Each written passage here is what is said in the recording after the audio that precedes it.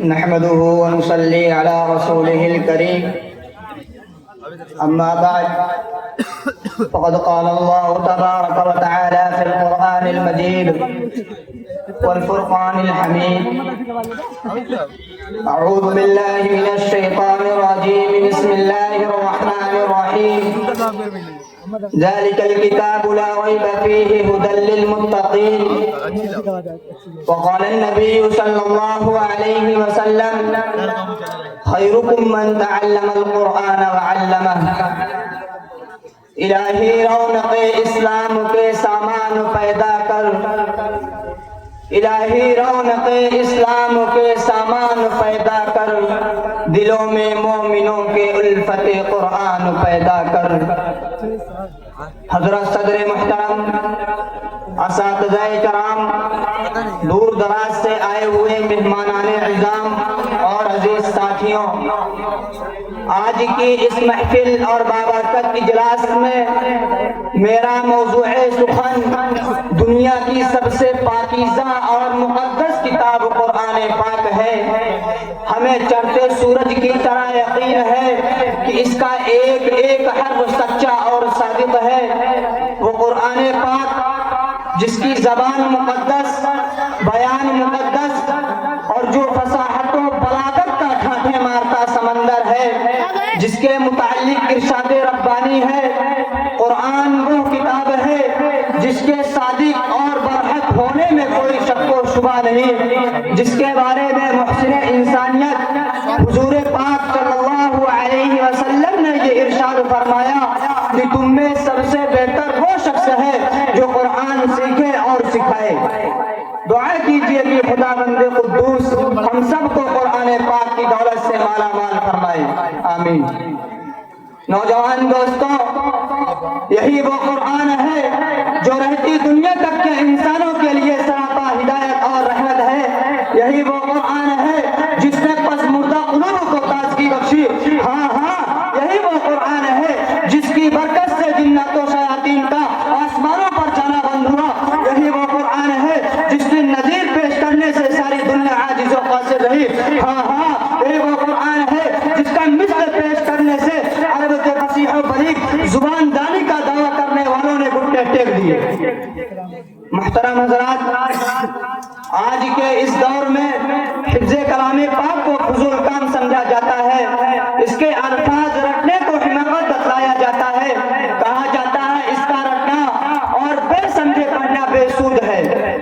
مگر افسوس صد افسوس اس قرآن پاک کے بارے میں ہمارا یہ خیال ہے کہ جس کے بارے میں شہنشاہ بطحا جناب محمد رسول اللہ صلی اللہ علیہ وسلم نے یہ ارشاد فرمایا کہ اقرأ وارتقي ورتل كما كنت ترتل في الدنيا فإن منزلك عند آخر آية تقرأها قیامت کے دن حافظ قرآن سے کہا جائے گا قرآن پڑھتا جا اور جنت کے درجوں پر چڑھتا جا اور ٹھہر ٹھہر کر پڑھ جیسا کہ تو دنیا میں ٹھہر ٹھہر کر پڑھا کرتا تھا بس تیرا مقام اور ٹھکانہ وہی ہے جہاں تو آخری آیت پر پہنچے یاد رکھو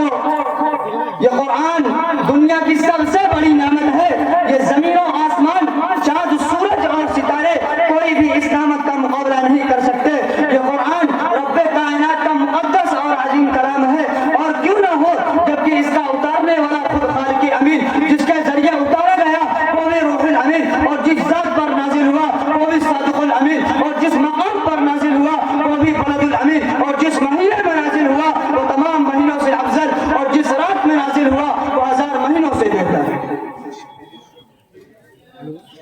اللہ کا یہ مقدس اور پاکیزہ کلام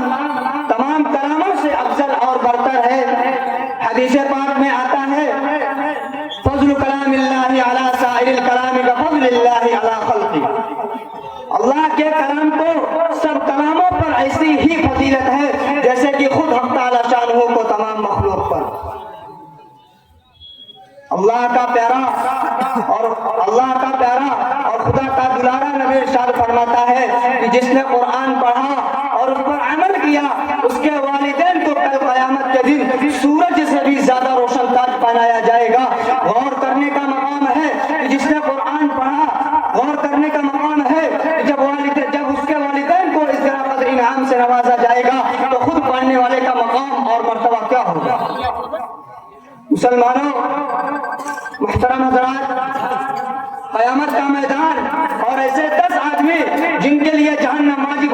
ہوگی. حافظ قرآن اپنے رب کی بارگاہ میں سفارش کرے گا, پروردگار عالم اس کی سفارش قبول کرے گا اور ان کو اس حافظ قرآن کی برکت سے نجات عطا ہوگی. مسلمانوں,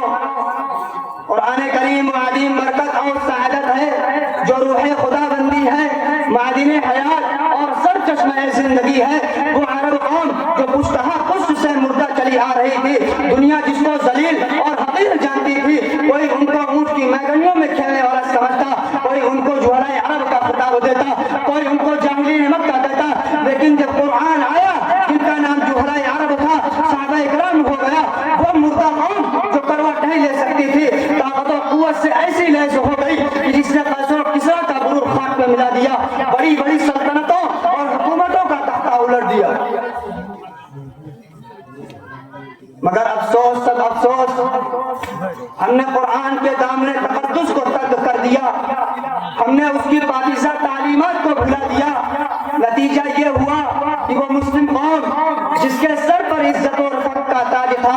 ذلت و رسوائی کے غار میں جا گری. وہ قوم جس کا کامیابی آگے بڑھ کر استقبال کرتی تھی, ناکامی اس کا مقدر بن گئی. وہ مسلم قوم جس کی ایک آواز پر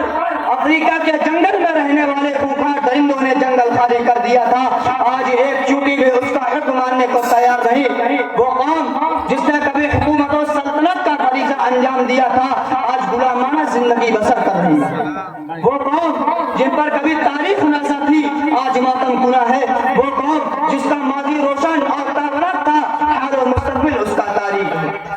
مسلمانوں, سمجھو اور ہوشیار ہو جاؤ, غفلت کا پردہ چاک کرو, قرآن پاک سے وابستہ ہو جاؤ, ورنہ یاد رکھو یہ تاریخ ہمیں کبھی معاف نہیں کرے گی. محترم حضرات, اگر ہم ماضی کی طرح حال و مستقبل کو روشن اور تابناک بنانا چاہتے ہیں تو ہمیں قرآن پاک سے وابستہ ہونا ہوگا, اسے سینے سے لگانا ہوگا. اگر ہم چاہتے ہیں کہ دنیا کے ساتھ ہماری آخرت بھی سنور جائے تو اس کی تعلیمات پر عمل کرنا ہوگا.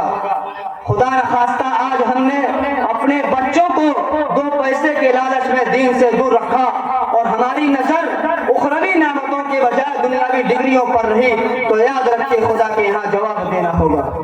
دعا کیجئے کہ اللہ تعالیٰ تمام مسلمانوں کو قرآن سیکھنے, سکھانے اور اس پر عمل کرنے کی توفیق عطا فرمائے. آمین. میں اپنی تقریر کو اس شعر کے ساتھ ختم کرتا ہوں کہ وہ معزز تھے زمانے میں مسلمان ہو کر,